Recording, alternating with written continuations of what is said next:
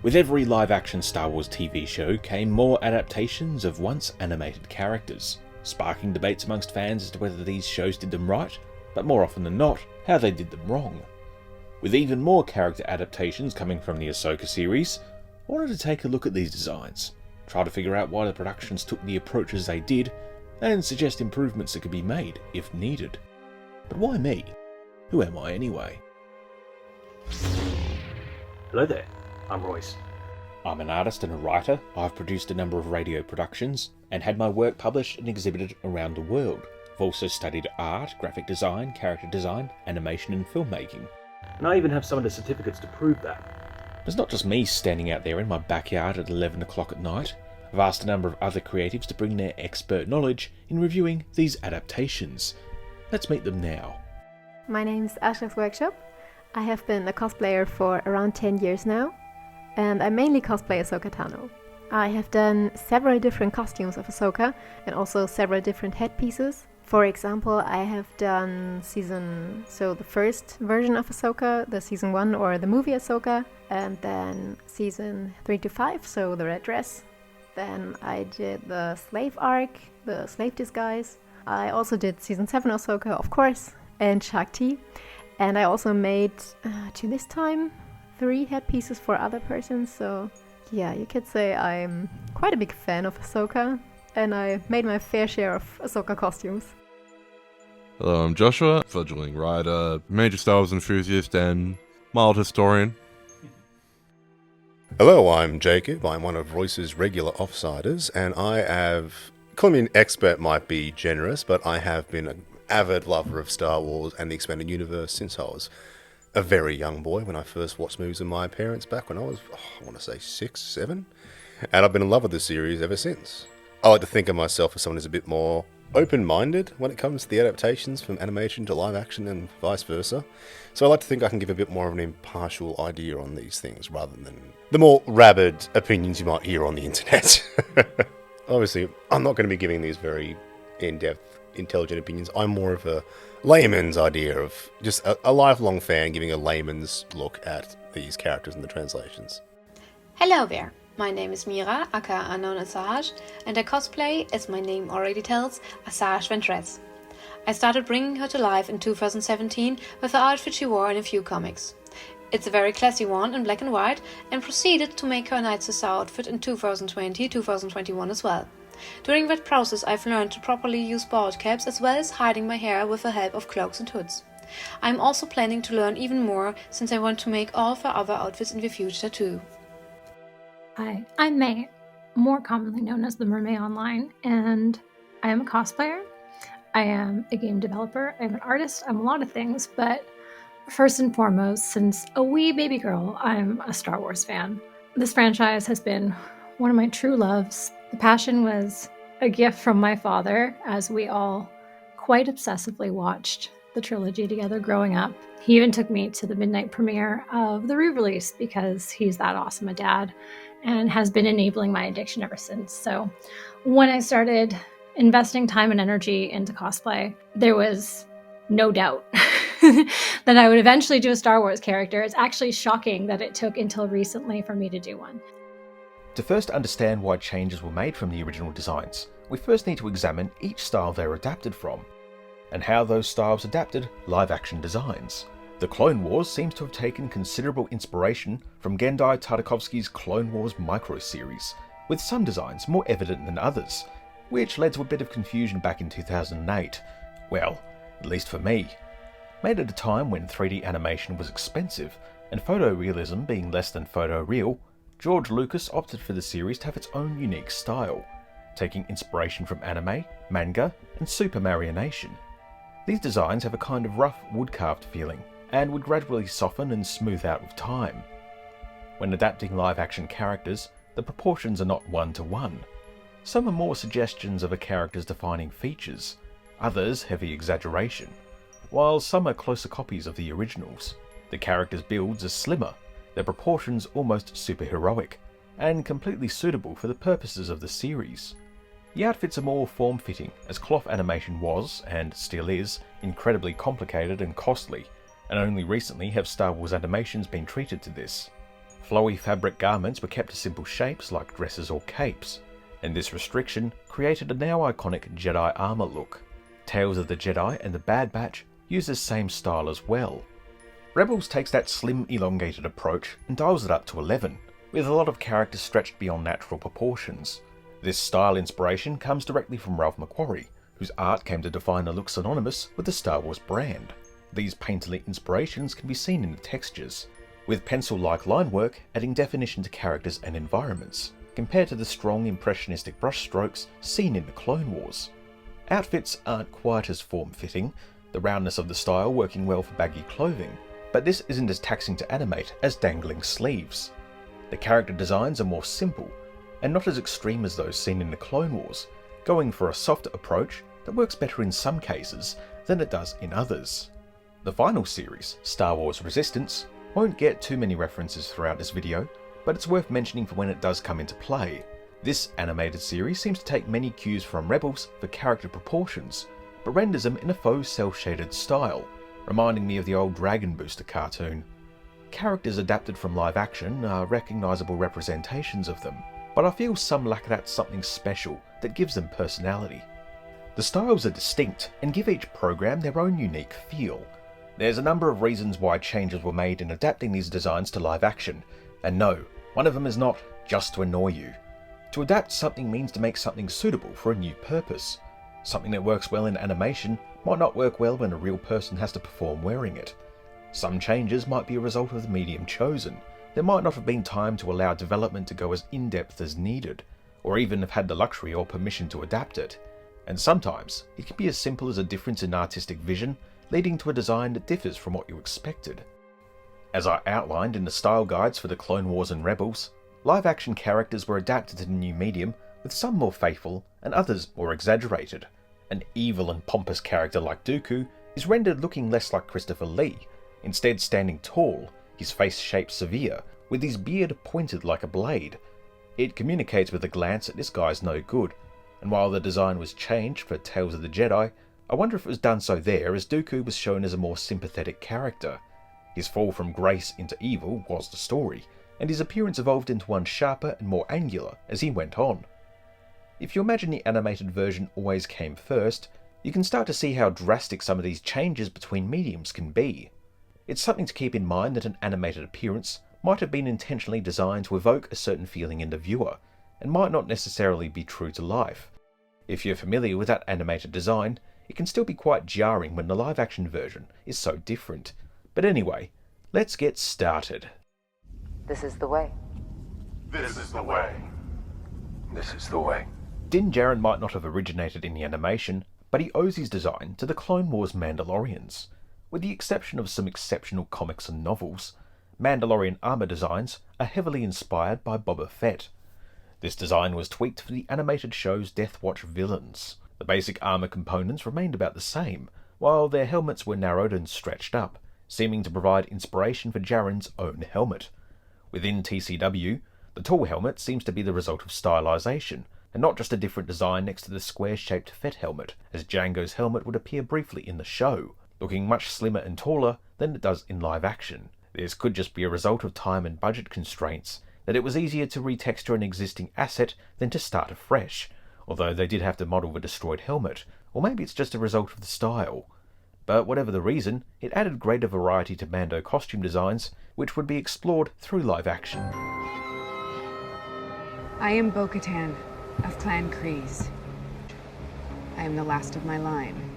One Mandalorian who did originate in animation was Bo-Katan Kryze, whose own Night Owl helmet would come to define women's Mandalorian helmets to the present day. The changes in Bo's armour and outfit between the two animated series is minimal, with Rebels adding extra painted elements to her helmet that would later be seen in the Clone Wars revived Season 7, as well as live action. Face-wise, she's similar enough. Many fans seem to think her look in Rebels is a major downgrade, if only in terms of what people find personally attractive, which isn't worth going into here. While her model was apparently built off Harrison doulas, a common practice to save time and budget modelling all new assets, Bo-Katan's features in her two animated appearances line up, from her lips and eyebrow shape to the length of her nose and eye colour. Her design in Rebels is definitely softer, which is in line with that program's design language. And you see visible aging thanks to a deep forehead wrinkle next to her scar, which is a bit more evident here than before. Of course, the hair is different, but the biggest change is her headband. The flat metal tiara in the Clone Wars becomes a bulkier bit of headgear. For her appearance in The Mandalorian, Bo-Katan's armour was given an overhaul, while still remaining faithful to her animated roots. Made sleeker and more form-fitting than before, the flight suit the armour was attached to was given all the extra little stitch details seen on Djarin's own flight suit, and more, bringing a lot of texture and variance in patterns that stop it from looking like a store-bought bit of workwear. The cuirass, or chest armour, is a new piece of kit that seems to be a single shell fitted over the bust, and the collarbone armour is made of two pieces either side of the neck, similar to that seen in Rebels. It moves in such a pleasing way with the chest armour when Bo removes her helmet. Lady Bo-Katan, Kitty Sackhoff. The evolution has pretty much always stayed consistent, with the one exception of the eye color change. I think they were green to start off with, and now they're blue? Their natural eye color. Honestly, I'm a huge fan of the Mandalorian armor set. It's, yeah, can't go wrong. And just seeing like the extra bit of scarring and detailing coming in is just chef kiss. There's really not much of a change. Sort of more singular armor plates there, sort of like Boba Fett as opposed to... But more modular shell, rather than just the straight up chest piece that she wears now. Some did criticise the armour of being the dreaded boob armour, and so-called armour experts might be over keen to point out a piece shaped this way would be liable to dent in and rupture the chest. But since the armour is made of an invincible fantasy alloy, I think Bo's tits are safe from crushing. Well, physically at least. All in all, the armour is an appropriate upgrade to that seen in the animation, doing away with the superfluous pieces like the crotch armour, it's a wonder no one tries kicking these Mandos in the groin when they get close, and the gauntlets / vembraces feature all the tools a Mandalorian needs for action scenes. Under the helmet, it's very lucky that Bo was designed to look somewhat like her voice actress, Katie Sackhoff, or that Katie Sackhoff looks similar enough that with a few tweaks like shaping the eyebrows, she would look the part. Her hair is obviously a lot darker, but that could just be the program's dreaded colour correction, rearing its ugly desaturated head for the first time in this video. She appears much younger than she did in Rebels, making her age back in the Clone Wars seem a bit more vague and closer to Ahsoka's, which, when you think about it, kind of makes sense. But the hair is very similar in The Mandalorian Season 2 to how it was in Rebels, obviously short enough to fit inside the helmet, while her longer hair in Season 3 ties back to her original design, just without the geometric shapes cut into it, while hand-waving away how it could fit inside and appear so immaculate with every helmet removal. The tiara-style headband is back, complete with gold glowing lights on either side. Personally, I really liked Bo-Katan's live-action adaptation. In the Clone Wars, her armor seems to be kinda ineffective, so many parts of her weren't properly covered, so I think I like her real-life armor a lot better. It feels sturdier and the placement looks reasonable to me. Regarding her hair, the longer bob pays the original character justice, and since Bo-Katan has very straight hair, the shorter kinda wavy bob didn't seem right to me. So I personally prefer the longer haircut. What do you think about the hair? Bit of a warrior cut. In Season 2 they designed it so it fits within the helmet, and then with Season 3 they're just like, yeah, it's pristine every time she takes it off. Yes, that old chestnut. My hair is never pristine when I take my helmet off. And I don't have all the luxury foam padding that she does. I just have 3 pieces of foam in the cheeks. That's it. Mando gets the helmet hair when he takes his helmet off, but... Yeah, that's because he also doesn't wear the bloody the helmet sock. I wonder if that's what the headband's for, like sort of keeps their hair in place. Well, it would at least. Yeah, it's what it's partly there for. You're meant to wear like a full-on, not quite a balaclava, but like a head covering. Early designs seen in the Mandalorian concept art book toyed with a look lacking the headband and with less vibrantly red hair, and chest plates similar to Boba's. The final design, over the 2 seasons of The Mandalorian, pays homage to both her animated appearances, and updates her armour to be practical to wear and provide ample protection, with every dent and nick adding to her ongoing story. This adaptation is really great, taking a solid animated design and making it even better. Of course, there were a few other products like this statue that existed before Bo's official appearance in live action. This statue adapts her animated appearance pretty faithfully, but doesn't have to really work with the considerations of having to be worn by a real person. Now, visual-wise, I do think the costume work is quite phenomenal from the translation. It does... You look at her and you think, yes, that's Bo-Katan. Obviously, the hair is a different shade of orange than it is in the series, animated series, but even then, it's still clearly meant to be orange hair. Costume work, the detailing on the helmet's quite a lovely touch. And the way she plays it, getting the actual voice actress to play her in the live action was a very savvy move, I think. Especially seeing as she does look like what you'd imagine slightly older from the series Bo-Katan to look. And of course, I can't claim to be any kind of costuming expert, but I will say that lore-wise, I was quite satisfied with her rendition of the character. I think they did a good job. Again, not a but the costuming looked fantastic, and the whole series always had great costuming. I love the battle damage and the wear and tear on the armor. It all looks very distinctly Mandalorian. And you can compare her to the other Mandalorian characters in the series, and you can say, yep, she's Mandalorian. That looks good. Her and Din, very different characters, as they're meant to be, but I liked their chemistry. I liked the way they worked off each other, the kind of antagonistic nature of her character. Because if you've watched the series, you know can be quite antagonistic, to put it lightly. But no, I thought it was quite a good translation. Ahsoka. My name is Ahsoka Tano. Ahsoka Tano is a Togruta, an alien species created during the production of Attack of the Clones. With vibrant red skin and white facial markings, the Togruta have 3 striped head tails, similar to a Twi'lek's Leku, and most distinctively, 2 curved horns called montrals extending off the top of their head. These horns were apparently hollow and aid in echolocation and spatial awareness, appropriate for the Togruta's past as predators on their homeworld of Sheely. The design must have struck a chord with Lucas, as the films featured Jedi Master Shaak Ti and youngling Ashla, the latter's name used as a placeholder during Ahsoka's development, or was perhaps intended to be the same character. Ahsoka's design evolved considerably, starting off similar to Shaak Ti before her red skin tone was changed to orange. Perhaps this was to suggest a range of ethnic differences in the species, or was a sign of Ahsoka's youth, like maybe it grew to ripen like tomatoes or capsicums. Another change included the facial markings, now taking the form of eyebrows, allowing her to emote effectively, and changing the somewhat scary black eyes to a more human and friendly blue. A similar change was made to Shaak Ti when she first appeared in the Clone Wars years later. Her eyes a very alien but friendly shade of purple. Ahsoka's earliest costume was contentious from the start. I should know, I was there in the forums back in 2008, and I found either side of the argument, for or against it, tend to get a little intense about it. I remember reading somewhere it was meant to evoke teenage girls' fashion of the era, and I guess I can kind of see that. The outfit was upgraded in Season 3 to something a lot more covered, but now with even more exposed back.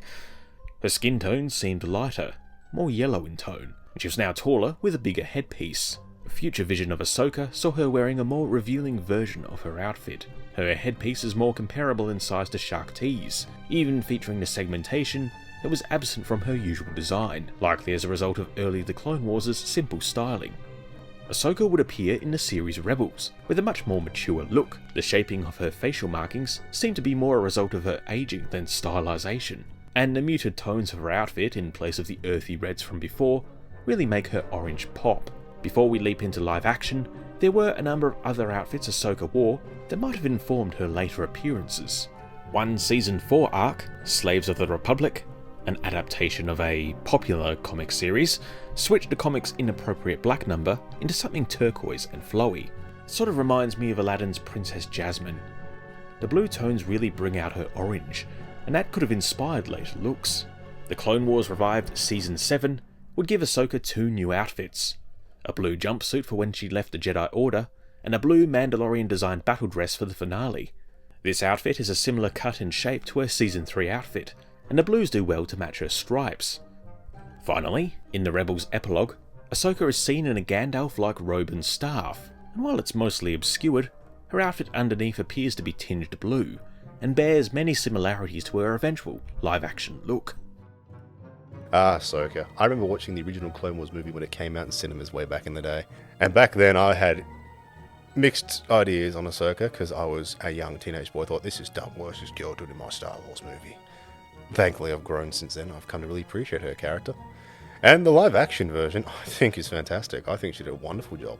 The outfit of Mandalorian Ahsoka kinda grew on me. I mean, at first, when the Mandalorian Season 2 aired and the 5th episode came out, I was quite disappointed and really devastated. I didn't like the episode first at all because of Ahsoka and because of how she looked. I really had hoped they would make her different. I was just disappointed. Worn by Rosario Dawson, Ahsoka's costume is the most traditionally Jedi it's ever been, while still being unique. The diamond cutouts now woven into the sleeves, and the shin and forearm guards carry over from the Clone Wars, and the padding on the hips, the leather headband, and the circular belt loop do so from Rebels. The pattern on the layers of fabric brings out some wonderful texture and visual interest to the outfit, as does the rough spun fabric of her cloak. The outfit is very Japanese inspired, with the big baggy pants and split-toe tabby shoes. The split-toe look is often evoked in character designs to give that ninja feel, and it brings some variety to these Jedi designs.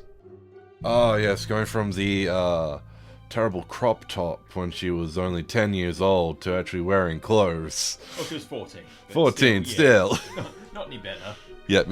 It definitely shows a bit more of an evolution, like how she's progressed and tried to adapt into the post-Empire and even during the Imperial era, going a bit more traditional, very unarmored Ronin type of deal.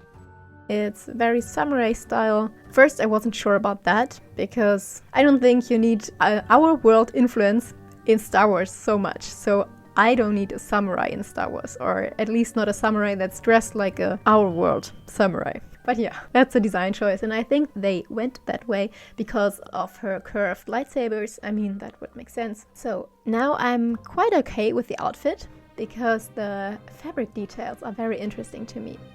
I mean, when you look at the outfit from very close, you can see that there are many different layers. You can see in the fabric around her waistline that there are many different pieces of fabric and different swatches, different squares of fabric sewn together, and that makes it very interesting for me.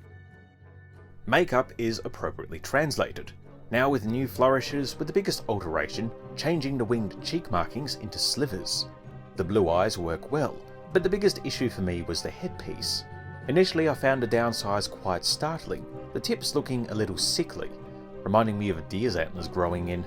I'd wondered if they made them so short to try and evoke her most recognisable look. As front on, they're almost spot on. The stripes are rendered well, harking back to Shark T's instead of going for solid stripes. My one complaint with the Rosario Dawson setup is that her montrals, the montrals are too short, or they don't look as good as they can be. But other than that, the whole attire is actually pretty good, even down to the sabers themselves. I'm not sure if they made Ahsoka's lekku that short because of the stunt work. I've worn a Togruta headpiece myself too, and in my opinion the length of the lekku isn't the problem, so I don't get why they made them even shorter than in Rebels. We have seen added Ahsoka in the Mortis episodes of the Clone Wars, and I would love to see her lekku just as long. Also, it feels very irritating to me that Ahsoka is the only female Togruta with short lekku as an adult, because we have seen other Togrutas in the Clone Wars, especially female ones, and they all got very beautiful and long lekku, and I don't see why Ahsoka shouldn't have them. Also, we know Shark T, and we know her from the films too, so we know for sure they can make long, beautiful lekku, so why didn't they do that? The headpiece, I don't like it at all. It's not my cup of tea. Really, it's not. They just look really bad to me. I think that in the new series, so in the new Ahsoka series, the headpiece does look a bit better, because the lekku are longer, it's not that crumply anymore. I don't know, the old headpiece just, for me, it looked like a painted raisin, because it had so many folds and just looked like it shrank or it dried out. Not good. A lot of other people criticise the texture and folds of the headpiece as looking fake, like foam, and I think that's sort of a symptom of people knowing how things are made, but not exactly how or why they're made the way they are. As to me, the lines reminded me of those seen on your own hands and skin. The folds and creases are a result of movement that increases with age. I think it's a wonderfully realistic detail. I mean, we've seen live action Togruta, we've seen Shark T, and we've seen many Togrutas in the Clone Wars that were older than Ahsoka, and all of them have longer lekku and montrals. So it just makes no sense to make them this short. I mean, they're even shorter than they were when she was younger, so I know the arguments why they made them this short. After the series came out, there was this big discussion, and that they made them this short to make it easier for Rosario Dawson to move and to perform for the stunt people. Yeah, I think it's a very weak argument. I think it was the 3rd episode in Mandalorian Season 2. We've seen 10, 20 Quarren in the background, also in the cantina, and they had these moving tentacles on their face, and all of them moved and did the craziest things. Of course, they were CGI, they were animated, and I just think they should have done this with Ahsoka's Leku too. It would have just looked so much better, and the stunt people or Rosario would have been totally free in their movement if they just had the montrals on their head, or even nothing at all. I don't know how you can do that because I'm no CGI person. I'm just a cosplayer who does these things in real life and with a tight budget because I'm a student, but yeah. I do wish the horns were a little bigger. Not quite Shaq T sized, but more of a middle ground between the two. Here's some looks at Ahsoka with her headpiece from the Clone Wars and Rebels. Of course, for practical reasons, you can't have your dangly bits flopping around the place, at risk of being sliced off or causing a stunt performer to stack a flip. It could have been cool for a stunt performer with experience with longer hair to gracefully brush the headtails aside as she swung. Going into her own series, Ahsoka's look remained about the same, with the stripes on her headpiece now a little more complex. The costume is good, the headpiece looks phenomenal. What I appreciate is the way they made her skin look. It doesn't look like it's been painted or anything. It looks like that's just naturally her skin color, which that can be tricky to do. Even if you fix it in post with CGI and all that, it can be very tricky to make it look natural. For a good example of that, I'd argue look at Rebecca Romijn from the original Mystique, and then look at Jennifer Lawrence's Mystique and see how different that looks because of how Rebecca Romijn committed to the bit. She let us be painted and it looked fantastic. Whereas Jennifer Lawrence had a bit more, she didn't want to go through all that, and I can understand that, but it did make it look less impactful, I find. And luckily with Ahsoka, she looks like what you'd think another Ahsoka would look like. So I'm very pleased with how they translated her to the live action. And it's Rosario Dawson, I think she's good. I think she was a very savvy choice for the live action grown-up Ahsoka. Released concept art shows the journey that designers undertook in bringing Ahsoka to live action. It was Dave Filoni himself who had the idea to put Ahsoka in baggy pants, an idea he had back during the production of Rebels. As I said during the style guide, baggy and flowy fabrics are pretty difficult to deal with in animation, but they were finally realised here.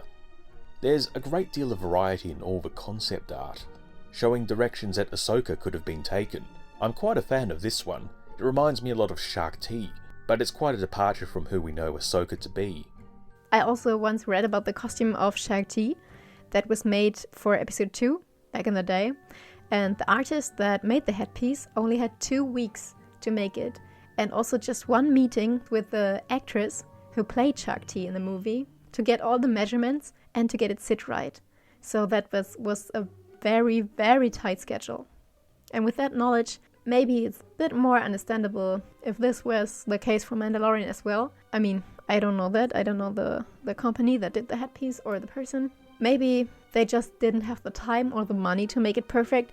But I mean, that just proves my point. I mean, just animate it and make it the best you can and not just, yeah, here it is, just take it, it's Ahsoka. I mean, and if they maybe do a second season, they will do them even longer than in the first season. And maybe after 5 or 6 seasons of Ahsoka, which I hope we will get, we will have a decent looking Ahsoka headpiece. Because it is possible. It is. I mean, I've seen so many talented Ahsoka cosplayers and headpiece makers. I mean, you can buy Ahsoka headpieces now. Also, people who make them from silicone, and they move. They are rather comfortable to wear. It is possible, but yeah. You have to put in the time, you have to put in the money, the effort, and also maybe the CGI knowledge. Ahsoka donned a number of other outfits, and a new face, allowing for more opportunities for direct comparison. The blue spacesuit, worn for a few scenes, without the vacuum-sealed Togruta balaclava, did in many ways resemble her outfits of old in terms of silhouette. The white outfit is in many ways a palette swap, an alternate skin of her original. feeling a little more cobbled together and a little more samurai with those ties around the armour. Ariana Greenblatt took on the role of the Clone Wars era Ahsoka, in scenes set early on and towards the end of the war. The first outfit doesn't really adapt either early The Clone Wars outfit, but instead a new design seen in Tales of the Jedi. Infusing elements of both, it even features the exposed midriff, although the sliver of skin we do get feels less like a fashion statement and more like she just needs a better fitting top. To my eye, the animated outfit looked to be made out of leather or something similar, feeling like it should be rigid and hard.